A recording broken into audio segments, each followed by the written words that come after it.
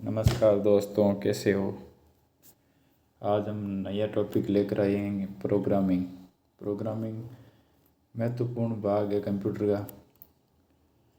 इसमें ज़्यादा थ्योरी का पार्ट है नहीं, इसलिए इसमें जिस प्रकार के क्वेश्चन आते हैं उसका हम प्रैक्टिकल करेंगे और समझने की कोशिश करेंगे, क्योंकि जितना हम कंप्यूटर पर समझेंगे उतना हमें ज़्यादा याद रहेगा। इसलिए हम प्रैक्टिकल करके देखेंगे और मेन कॉन्सेप्ट हो गए जो लिखा दिए जाएंगे हम आपको।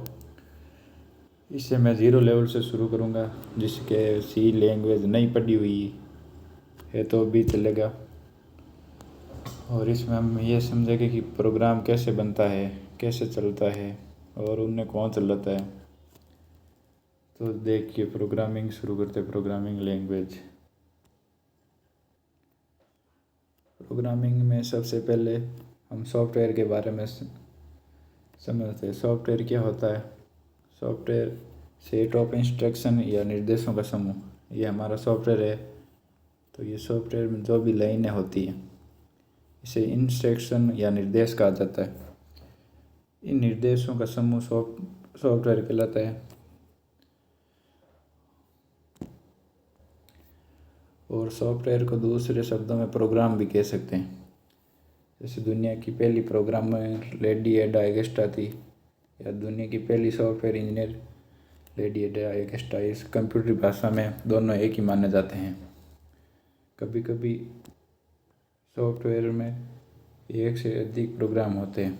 जैसे हम अभी जो कार्य करते हैं कंपनी में, तो ये VLC बनाई हो रहा है, तो इसमें XML लैंग्वेज में ये जो भी दिखाने का कार्य करता है वो XML लैंग्वेज में होता है। इसके जो बटन होता है, इसके बाद जावा में कोडिंग की जाती है। और मूवी देखनी है तो इसमें दिखाने के लिए XML कोड का उपयोग किया जाता है और इसमें जावा में कोडिंग की जाती है। और ये हमारा डाटाबेस होता है, जिससे इसे कोडिंग के माध्यम से दिखाने के लिए इसका उपयोग किया जाता है। तो कभी कभी हमें एक से ज़्यादा प्रोग्रामों की आवश्यकता होती है, तो जिससे प्रोग्रामों का समूह भी सॉफ्टवेयर कहलाता है। अब हम शुरू करते हैं प्रोग्रामिंग। प्रोग्रामिंग है क्या। वास्तव में प्रोग्रामिंग प्रोग्राम बनाने की क्रिया है। जो हम प्रोग्राम बनाते हैं उस क्रिया को ही प्रोग्रामिंग कहा जाता है। प्रोग्राम बनाते हैं तो इसमें जो इंस्ट्रक्शन या लाइनें लिखी जाती है, ये लाइनें किसी भी स्पेशल लैंग्वेज में होनी चाहिए। इस लैंग्वेज को स्पेशल लैंग्वेज को कहते हैं प्रोग्रामिंग लैंग्वेज। जो भी स्पेशल लैंग्वेज में लिखा जाता है उसी के अनुसार हमारा कंप्यूटर में लैंग्वेज में कार्य होता है। कंप्यूटर में आने वाले निर्देश स्पेशल लैंग्वेज में लिखा जाता है, जिससे प्रोग्रामिंग लैंग्वेज कहते हैं। प्रोग्रामिंग को अन्य कोडिंग भी कहा जाता है। कोडिंग में स्टेटमेंट और इंस्ट्रक्शन होता है। इन्हीं को स्टेटमेंट और इंस्ट्रक्शन लाइनों को भी कहते हैं। ये लाइनें मिलकर प्रोग्राम बनाती है। जब भी ये प्रोग्राम बनाया जाता है उन्हें लिखने का एक तरीका होता है और दूसरा जो भी लिखा जाता है उसका अर्थ होता है। उसे सिमेंटिक और लिखने के तरीका को सिंटैक्स कहा जाता है।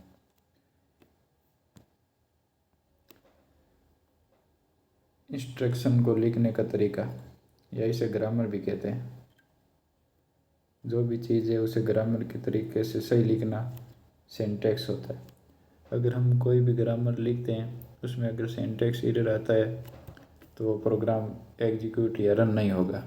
तो दूसरा ये सिमेंटिक जो होता है उसका कार्य अर्थ होता है, या लाइन के पीछे जो भी कार्य होता है उसके बारे में। जैसे हमने लिखा आई लव डॉग,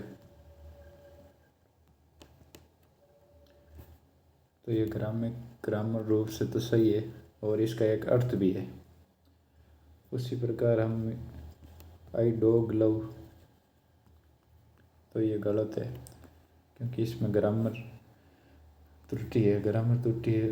तो ये कंप्यूटर एक्सेप्ट नहीं करता है। हर चीज़ में जो भी लैंग्वेज होती है उसमें ग्रामर होती है। तो हमारे भी सी लैंग्वेज, सी, जावा, पाइथन जो भी लैंग्वेज है उसमें हमें हर सिंटैक्स उसका ध्यान में होगा, तभी हम प्रोग्रामिंग को सही तरीके से लिख पाएंगे, अन्यथा प्रोग्राम में हमेशा त्रुटि आती रहेगी।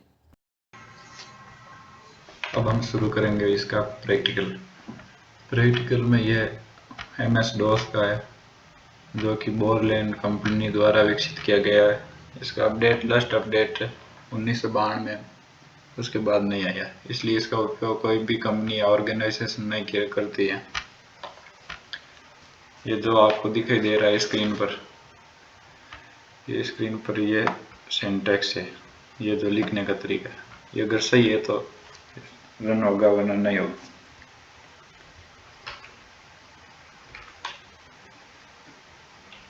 ये देखिए कोई एरर नहीं है,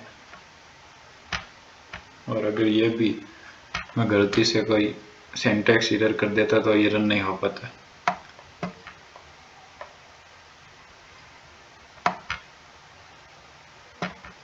ये देखिए अगर मैं सिंटैक्स एरर कर देता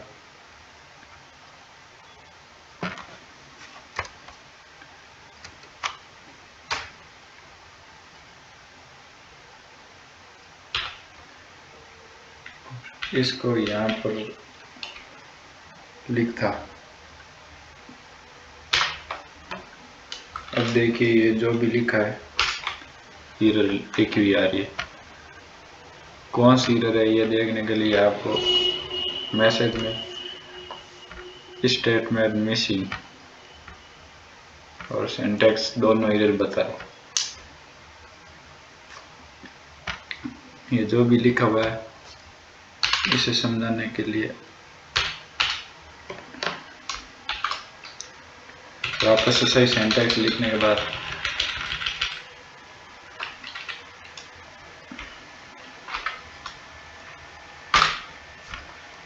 और इसका अर्थ होता है कि ये जो भी पीछे कार्य होगा वो, कि इसका ये का अर्थ ये है कि ये रिचपाल चौधरी है, इसको प्रिंट करना। तो ये आपको समझ में आ गया होगा। अब नया हेडिंग लगाइए प्रोग्रामिंग लैंग्वेज दो प्रकार की होती है। पहली लो लेवल लैंग्वेज, दूसरी हाई लेवल लैंग्वेज।